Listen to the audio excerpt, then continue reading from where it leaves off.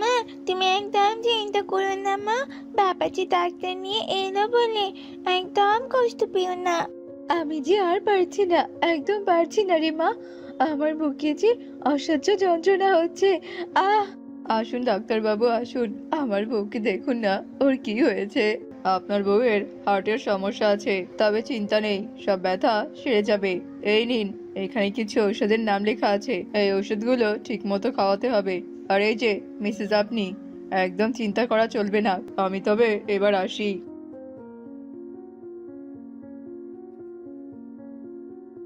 হায় খোদা, এবার আমি ওষুধ কেনার টাকা কোথায় পাবো?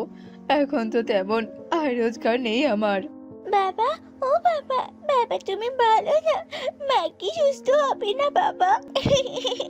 কাঁদিস না মা, কাঁদিস না। পাগলি মেয়ে তোরা, তোরা কেন কাঁদছিস মা বলতো? শোন মা, তোদের বাবা তোদের মাকে একদম সুস্থ করে দেবে, তোরা একদম কাঁদবি না, কেমন? যা। কিরে, এতদিন পর হঠাৎ কোথা থেকে উদয় হলি? বলছি কি চেয়ারম্যান সাহেব, আমি খুব অভাবে পড়েছি, আমার কিছু টাকা লাগবে চেয়ারম্যান সাহেব। এই তুই কি বলছিস কি? তোর তো আগেরই কিছু টাকা পড়ে আছে, সেগুলোই তো এখনো পরিশোধ করতে পারিসনি, তার উপর কিনা আবারও টাকা ধার নিতে এসেছিস। যা, দূর হ, আমি কোনো টাকাই তোকে দিতে পারবো না। না না চেয়ারম্যান সাহেব, দয়া করে আপনি এভাবে বলবেন না। দয়া করে আমাকে কিছু টাকা দিন, নইলে যে আমি ঠিক মতো বউয়ের ঔষধ কিনতে পারবো না। আচ্ছা আচ্ছা, ঠিক আছে, আমি টাকা দিয়ে দিচ্ছি। তবে হ্যাঁ, মনে রাখিস, আগামী 1 মাসের মধ্যে বাকি টাকা সহ সব টাকা পরিশোধ করতে হবে।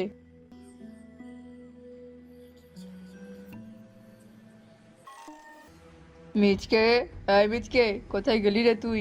বলছি, আমার টাকা কোথায়? চেয়ারম্যান সাহেব, দয়া করে আর কটা দিন ধৈর্য ধরুন। আপনি তো জানেন আমরা যে কতটা গরিব। এই এই চুপ, একদম চুপ। আমি ওসব ধনী গরিবের বিচার করতে আসিনি, বুঝতে পেরেছিস তো?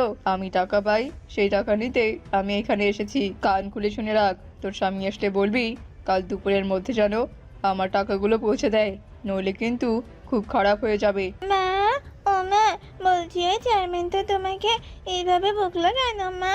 বলো না, তুমি কি কোনো দুষ্টুমি করেছো? ও কিছু নয়, তোরা ওসব কোনো কিছুই বুঝবি না। যা রে মা যা, হাঁড়িতে কিছু পান্তা আছে, তোরা 7 বোন মিলে সেই পান্তাগুলো খেয়ে নে। ওগো, এবার তুমি কি করবে কি বলো তো?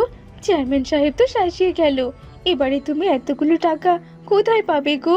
বউ, এবার তো আমার কাছে শুধুমাত্র একটাই উপায় আছে, আর সেটা হলো আমাদের রিক্সাটা বিক্রি করে দেওয়া। এগিয়ে কি, তোমার কি মাথা টাথা খারাপ হয়ে গেছে নাকি বলো তো? ওই রিক্সাটা যে আমাদের একমাত্র সম্বল, ওই রিক্সাটা বিক্রি করে দিলে আমাদের সংসার কি করে চলবে, সেটা কি তোমার হুঁশ আছে?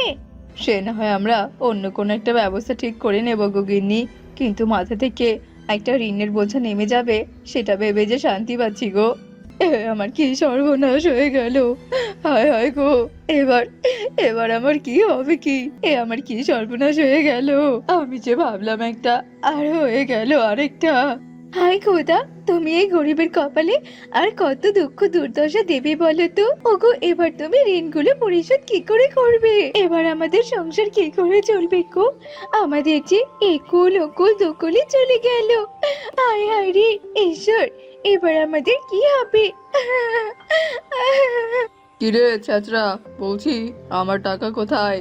চেয়ারম্যান সাহেব, আমাকে আপনি দয়া করে ক্ষমা করুন, আমি অনেক চেষ্টা করেছি, কিন্তু আমি যে পারিনি। আমাকে দয়া করে আর কটা দিন সময় দিন। এদিকে যে আমার রিক্সাটা চুরি হয়ে গেল। এই এই, তোর নেকা কান্না এবার একটু থামা। এতদিন থেকে আমি তোর অনেক কীর্তন শুনে এসেছি, এবার নেকা কান্না বন্ধ করে বউ বাচ্চা নিয়ে বাড়ি ছাড়। টাকা যখন তুই দিবি না, তখন আজ থেকে এই বাড়িটা আমার। বের হ, বের হ বলছি। আমি আপনার পায়ে পড়ছি, দয়া করে শ্বশুরের ভিটা ছাড়াবেন না। আমি আপনার পায়ে পড়ছি, আমরা এই সাতছানাকে নিয়ে কোথায় যাব বলুন তো? দয়া করে আমাদেরকে এখান থেকে তাড়িয়ে দেবেন না। আচ্ছা আচ্ছা, ঠিক আছে ঠিক আছে, টাকাও দিবি না আবার বাড়িও দিবি না, তবে ঠিক আছে, টাকার বিনিময়ে আমি তোদের এক সন্তানকে আমার সঙ্গে নিয়ে গেলাম। না না, আমি কোথাও যাব না। বাবা, মা, আমি কোথাও যাব না। মা, আমার মেয়েটাকে নিয়ে কোথাও যাবেন না, ছেড়ে দিন, ছেড়ে দিন আমার মেয়েটাকে, ছেড়ে দিন, ওকে নিয়ে দয়া করে কোথাও যাবেন না, ছেড়ে দিন ওকে।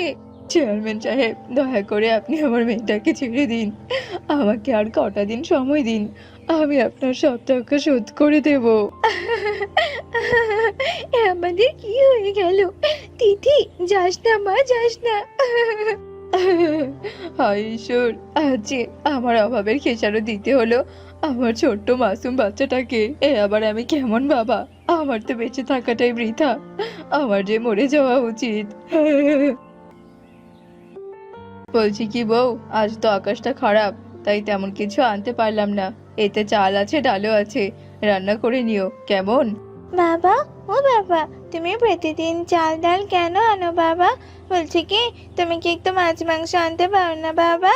মাছ মাংস খেতে আমাদের কত ইচ্ছে করে। মারে, তোদের বাবা যে গরিব, তাই কপালে যা জোটে তাই নিয়ে সন্তুষ্ট থাকতে হবে রে মা। একে একে গো, আবার কেমন ঝড় শুরু হলো? মনে তো হচ্ছে এক্ষুনি ঘরের চালা ভেঙে পড়বে। আবার কি অলক্ষণে কাণ্ড শুরু হলো? মা, ও মা, আমরা যে ভিজে যাচ্ছি মা। ওগো, দয়া করে তুমি কোনো একটা ব্যবস্থা করো গো, এভাবে মেয়েগুলো ভেজে যে ওরা অসুস্থ হয়ে যাবে, কিছু একটা করো। বউ, বাইরে যে খুব জোরে বাতাস হচ্ছে গো, কোনোভাবেই যে কোনো কিছু করা যাচ্ছে না। বৃষ্টিতে ভিজে ভিজে রাত কাটানো ছাড়া যে আমাদের হাতে আর কোনো উপায় নেই গো। বউ, এখন তো আকাশটা অনেকটা ভালো, কোনো কাজ টাজ খুঁজে পাই কিনা। এদিকে তো আবার ঘরে চালের ব্যবস্থাও তো করতে হবে, তাই না? এই যা, এই সামান্য টাকা দিয়ে ঘরে চাল ঠিক করব নাকি পেটের খাবার, আমি তো আর নিতে পারছি না। এই যে দাদা, এই যে শুনুন না, আপনি আমার একটা উপকার করবেন? হ্যাঁ হ্যাঁ দিদি, নিশ্চয়ই নিশ্চয়ই করব। বলুন না, যদি আমার সামর্থ্যের মধ্যে হয় তাহলে আমি অবশ্যই আপনার সাহায্য করব, বলুন। আমার একটা খেজুরের বাগান আছে। গতকাল ঝড় বৃষ্টিতে সেই খেজুরের অনেক ডালপালা ভেঙে পড়েছে, ওগুলো একটু পরিষ্কার করে নিতাম আর কি। আমি আপনাকে মজুরি দেব। আচ্ছা আচ্ছা দিদি, ঠিক আছে, চলুন চলুন তাহলে। এই যে ভাই, এই যে, এই নিন আপনার মজুরি। বলছি যে আমার না টাকা লাগবে না, টাকার বিনিময়ে যদি এই খেজুরের পাতাগুলো দিতেন তাহলে আমার বড্ড উপকার হতো। হ্যাঁ হ্যাঁ, নিশ্চয়ই নিয়ে যান নিয়ে যান, তবে এই টাকাগুলো রাখুন। এটা আমি নিতে পারবো না, কারণ এই টাকাটা আছে আপনার পরিশ্রমের ফল। ওগো, তুমি এই জঙ্গলগুলো কেন নিয়ে এসেছো বলো তো? এগুলো দিয়ে আবার তুমি কি করবে? এখন এই জঙ্গলই যে আমাদের একমাত্র সম্বল। যাক বাবা যাক, অবশেষে বৃষ্টি থেকে আমাদের রেহাই মিললো। কিন্তু বউগো, মনের দুঃখ আমি আর খোঁচাতে পারলাম কই। আমি যে আমার এক রাজকন্যাকে অভাবের জন্য হারিয়ে ফেললাম। না জানি মেয়েটা আমার কেমন আছে। আমার মতো এমন অভাগা বাবা যেন আর কারো না হয়। বাবা, তোমরা দয়া করে আর কেঁদো না। আমরা বড় হয়ে অনেক টাকা রোজগার করবো, দেখো, তখন আর তোমাদের কোনো কষ্টই থাকবে না। হ্যাঁ, ঠিক বলেছিস। তারপরে আমরা আমাদের বোনকে ওই দুষ্টু চেয়ারম্যানের হাত থেকে ছাড়িয়ে নিয়ে আসবো। বাবা, মা, তোমরা আর কেঁদো না। দাদা, তুই এক রাতে সব ভুলে গিয়েছিস? গতকাল যে নতুন একটা বিয়ে করেছি, তাকে কি ভালো মন্দ খাওয়াতে হবে না রে?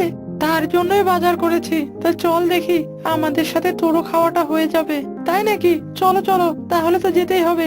এই কথা বলে বানর বল্টু শিয়ালের সাথে বাড়িতে যায়। কই গো আমার সোনা বউ, এই দেখো তোমার জন্য কত বাজার করে নিয়ে এসেছি। আমার বন্ধুকেও সাথে নিয়ে এসেছি। ঝটপট করে রান্না করো দেখি, একসাথে সবাই মিলে খাবো।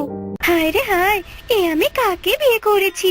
এ তো দেখছি বিয়ের 2 দিনেই আমাকে ভিক্ষের থলি হাতে ধরিয়ে দেবে। এতগুলো বাজার কেউ করে কোনোদিন?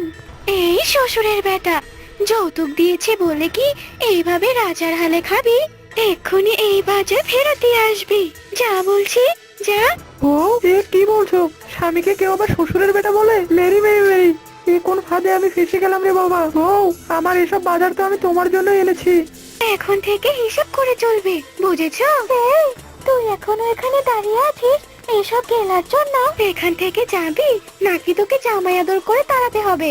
ওরে বাবারে, এই বউ নাকি জল্লাদ! কিরে বন্ধু, অবশেষে তুই এমন জল্লাদ একটা কিপ্টে বউ বিয়ে করে আনলি। তোর বাড়িতে আমার খাওয়া তো দূরের কথা, মনে হচ্ছে একটা পিঁপড়ে ছিটে দানাও পাবে না। তা চলি রে বন্ধু। এই কথা বলে বানর সেখান থেকে চলে যায়। পরের দিন, এই যে দোকানদার ভাই, আমাকে 2 টাকার তেল আর 5 টাকার চাল দিন তো। কি বলছেন আপনি? 2 টাকার তেল আর 5 টাকার চাল? আপনি কি আমার সাথে মজা করছেন? ওরে হারামজাদা, তুই আমার কোন কালের দুলা ভাই লাগিস রে, যে তোর সাথে আমি মশকরা করব? বেশি কথা না বলে তাড়াতাড়ি দাও দেখি। ওরে বাপ রে বাপ, এমন কিপটে বউ আমি আমার বাপের জন্মে দেখিনি। এমন কিপটে শালীকে যে বিয়ে করেছে তার জীবন তো তেজপাতা হয়েই যাবে। শুনুন, আমি 2 টাকার তেল 5 টাকার চাল বিক্রি করতে পারবো না। আপনি অন্য দোকানে গিয়ে দেখুন প্লিজ। ওরে হারামজাদা দোকানদার, আমার মতো একটা দামি কাস্টমার সারা জীবনের জন্য হারালি, বুঝলি? এমন কাস্টমার তুই আর জীবনেও পাবি না। এই আমি বলে দিলাম। এ কথা বলে শিউলি সেখান থেকে চলে যায়। এভাবেই কেটে যায় বেশ কিছুদিন। বউ, ও বউ, তোমার রসের হাঁড়িতে তো রস ভরে গিয়েছে, আমি কি রসগুলো পেরে তোমাকে দেব? আচ্ছা ঠিক আছে, পারো, তবে দেরি হয়ে গেলে এই রস আবার কেউ খেতে চাইবে না। এরপর বল্টু শিয়াল রসের হাঁড়িটি শিউলিকে দেয়। এই যে শোনো, ঘর থেকে একটা গ্লাস নিয়ে আসো তো দেখি। তোমাকে 1 গ্লাস রস দিয়ে এগুলো নিয়ে আমি বাজারে বিক্রি করতে যাব। বউ, আমার রসের কোনো প্রয়োজন নেই গো, তুমি সব রস বিক্রি করে এসো। না খেয়ে থাকতে থাকতে এখন আর কোনো কিছুই খেতে ইচ্ছে করে না। ভাগ্য গুণে তোমার মতো একটা কিপটে গুণবতী বউ পেয়েছিলাম গো। কি বললি? তুই কি বললি? আমি কিপটে? আমি কিপটেমি করি? আরে এসব তো করি আমাদের ভালোর জন্যই। জীবনে বেঁচে থাকতে হলে টাকার অনেক প্রয়োজন। বেশি কথা না বলে হারামজাদা গ্লাস নিয়ে এসে রস খা দেখি।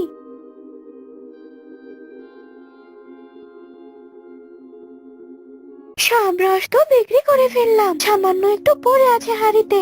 এইটুকু বাড়িতে নিয়ে গিয়ে মুড়ি দিয়ে মেখে খেয়ে নেব। ঠিক তখনই তার সামনে একজন বৃদ্ধা আসে। এই যে মা, আমার পানি পিপাসায় গলাটা যে একেবারে শুকিয়ে গেছে। মা, মা, তোমার এই হাঁড়িতে কি আছে মা? আমার হাঁড়িতে কোনো পানি নেই বুড়িমা, তবে বুড়িমা আমার হাঁড়িতে একটুখানি রস আছে। এই রসটুকুই আপনি খেয়ে নিন। সব রস বিক্রি করে এই রসটুকুই আছে, নিন বুড়িমা। এরপর বুড়িমা রসটুকু খেয়ে নেয়। আচ্ছা মা, তোর রস তো খেলাম, কিন্তু আমার কাছে যে কোনো টাকা নেই রে মা। তুই তো রস বিক্রি করে তোর সংসার চালাস। বুড়িমা, হতে পারে আমি কিপটে, কিন্তু পাষাণ নই। আপনাকে কোনো টাকা দিতে হবে না বুড়িমা, আপনি শুধু আমার জন্য একটু দোয়া করবেন। হ্যাঁ রে মা, আমি তোকে মন ভরে দোয়া করছি। তোর জীবনের সব দুঃখ কষ্ট দূর হয়ে যাবে। এই কথা বলে বৃদ্ধাটি সেখান থেকে চলে যায়। শিউলি শিয়ালিনীও তার হাঁড়িটি নিয়ে বাড়ি ফিরে যায়। কিছুক্ষণ পর, আরে কি ব্যাপার, ওই হাঁড়ির ভেতর কি চকচক করছে? কি সর্বনাশের কথা! এ তো দেখছি হাঁড়ি ভর্তি সোনা। কিন্তু এই সোনা এলো কোথা থেকে? তার মানে কি আমি বুড়িমার দোয়ায় সব পেয়েছি? এখন থেকে আমাকে আর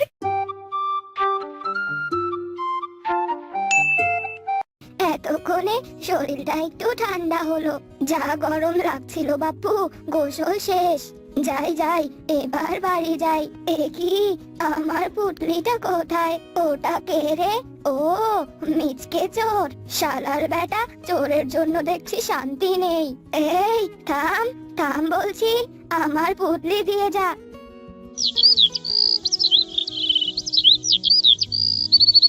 মোড়ল মশাই, এভাবে আর কতদিন? ওই মিচকে চোর তো একে একে সবার জিনিস চুরি করছে। হ্যাঁ হ্যাঁ, এভাবে চলতে থাকলে তো ওই চোর আমাদের সবকিছু চুরি করে নেবে।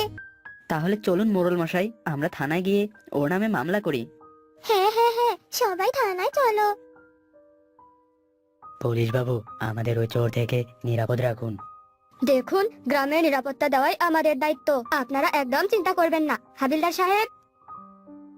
ইয়েস স্যার, বলুন কি করতে হবে? শোনো, আজ থেকে তুমি পুরো গ্রামে ডিউটি করবে। এই গ্রামে যেন আর চুরি না হয়, এবং চোরকে কিন্তু ধরতেই হবে। ওকে স্যার, আমি রেডি।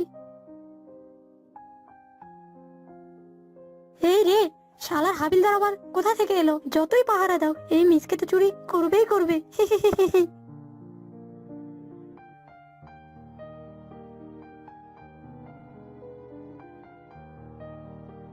এই কে রে? কে ওখানে? কে? এবার তাড়াতাড়ি পালাই বাবা। এবার পালাবি কোথায়, বদমাশ চোর? মায়েরি, বড় জোর বেঁচে গেলুম। ভাগ্যে শরীরে তেল মেখেছিলাম, নয়তো আজ কেলো হয়ে যেত মায়েরি।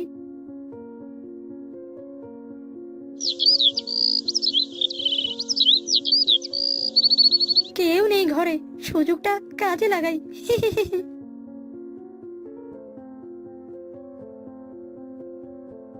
ওরে বাবা রে, আর মারিস না, আর মারিস না রে, জ্বলে গেল, জ্বলে গেল।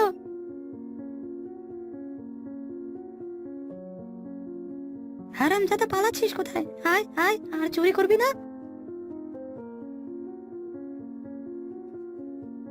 না না, এভাবে তো আর চুরি হবে না। এই হাবিলদারের চোখ তো পাক্কা, এই চোখ তো আমি এড়াতে পারছি না মায়েরি। না না, আমার অন্য ব্যবস্থা করতেই হবে। আমার দয়াল বাবা, কলা খাবা, গাছ লাগাইয়া খাও, পরের গাছের পানি কেন মিটাইয়া যাও বাবা রে।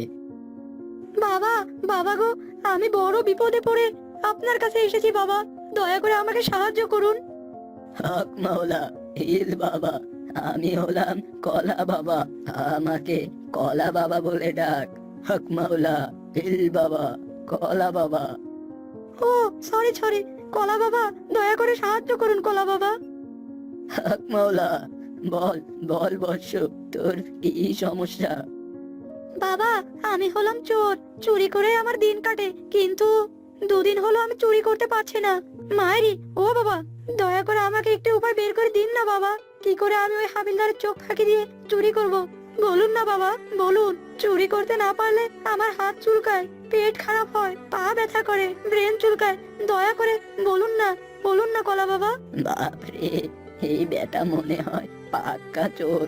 আচ্ছা ঠিক আছে, ঠিক আছে, আমি উপায় জানি, সব জানি। তার আগে বলতো, এর আগে চুরি করা টাকা পয়সা সব কোথায় লুকিয়ে রেখেছিস? কেন কেন, সেটা আপনাকে বলবো কেন? আরে সেটা না জানলে চুরির দেবতাকে আহ্বান করব কিভাবে? তাকে তো প্রমাণ দিতে হবে যে তুই পাক্কা একটা চোর। তাই বলুন। এল বাবা, বসো, এই কলাগুলো নে। এই কলাগুলো রাত 12টার পর সিদ্ধ করে খাবি। আর মনে রাখবি, ঠিক 12টার পর এই জাদু কলা সিদ্ধ খেলে তুই অদৃশ্য হওয়ার শক্তি পাবি। যখন ইচ্ছে অদৃশ্য হয়ে চুরি করতে পারবি। হক মাওলা। ইরে মাইরি, সত্যি বলছেন বাবা? হ্যাঁ হ্যাঁ, 1 সত্যি, 3 সত্যি, 7 সত্যি। তবে হ্যাঁ, এই কলা নিশি রাতে বাঁশবাগানে বসে একা সিদ্ধ করবি, তুই একা। আমি যা যা বললাম সেই অনুযায়ী কাজ করবি, নইলে একটু 19-20 হলে তুই ভস্ম হয়ে যাবি। যা যা, চলে যা। হক মাওলা। চুরি বিদ্যা মহাবিদ্যা, যদি না পড়ো ধরা, ধরা পড়ার নেই কোনো চান্স। খাবো আমি কলা সিদ্ধ, করবো সবাইকে এবার জব্দ। দিলবার দিলবার, ও দিলবার দিলবার, দিলবার দিলবার, ও দিলবার দিলবার। এরপর গভীর রাতে মিচকে শিয়াল বাঁশবাগানে যায়। এরে মাইরি, হ্যাঁ হ্যাঁ, এই জায়গাটা একদম বেশ নির্জন, বাঁশবাগানের একদম মাঝে। ও যতই ঘুরি ওরা রাতে, লাটাই তো আমার হাতে। ও টিডিং টিডিং, ও টিডিং টিডিং। এরে মাইরি, অনেকক্ষণ থেকে তো জাল দিচ্ছি, দেখি তো সিদ্ধ হয়েছে কিনা। এই রে, এখনো তো কাঁচাই আছে। না না, বেশি করে জাল দিতে হবে। দেখ তেরি, এগুলো কলা না লোহা? এতক্ষণ ধরে জাল দিচ্ছে, সিদ্ধ হচ্ছে না। মাইরি, জ্বালানি তো শেষ, এখন কি দিয়ে জাল দিব? না না, এই কলা আমায় সিদ্ধ করতেই হবে মাইরি। বেটা চোর, তুই এইদিকে তুই কলা সিদ্ধ কর, আর আমি ওইদিকে আমার কপাল সিদ্ধ করি। হক মাওলা। এবার এবার নিশ্চয়ই সিদ্ধ হবে। তাড়াতাড়ি সিদ্ধ হ কলা, তাড়াতাড়ি সিদ্ধ হ। তুই আমার একমাত্র তরুপের তাস, তোকে দিয়ে নতুন মিশন শুরু করব। এত জ্বালানি দিয়েও মিচকে কলা সিদ্ধ করতে পারে না। বেচারা মিচকে পড়ে যায় মহা বিপদে। এত জাল দিলাম তবু সিদ্ধ হলি না, এদিকে তো 12টা বেজেই গেল। হায় পোড়া কপাল, যাই একবার কলা বাবাকে ডেকে আনি, কলা সিদ্ধ আমার খেতেই হবে মায়েরি। এ এ এ কি, কলা বাবা, কলা বাবা তো এখানেই থাকে। কলা বাবা, কলা বাবা, ও কলা বাবা, না নেই তো। আচ্ছা, ওই বেটা আবার আমাকে কোনোভাবে বোকা বানালো না তো?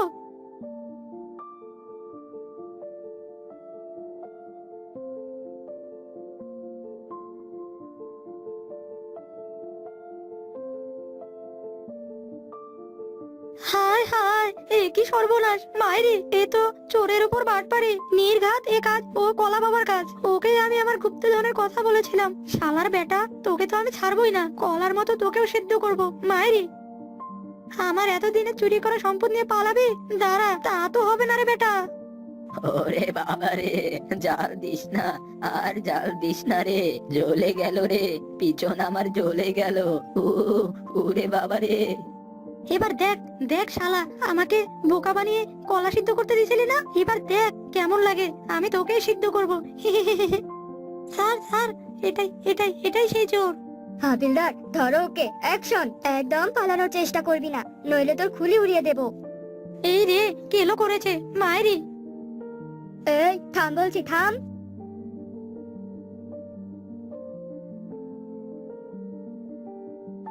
ওরে বাবা রে, গেলুম গেলুম, এবারের যাত্রায় বেঁচে গেলুম। তো বন্ধুরা, আমাদের আজকের গল্প আপনাদের কাছে কেমন লাগলো তা কমেন্টের মাধ্যমে জানিয়ে দিবেন।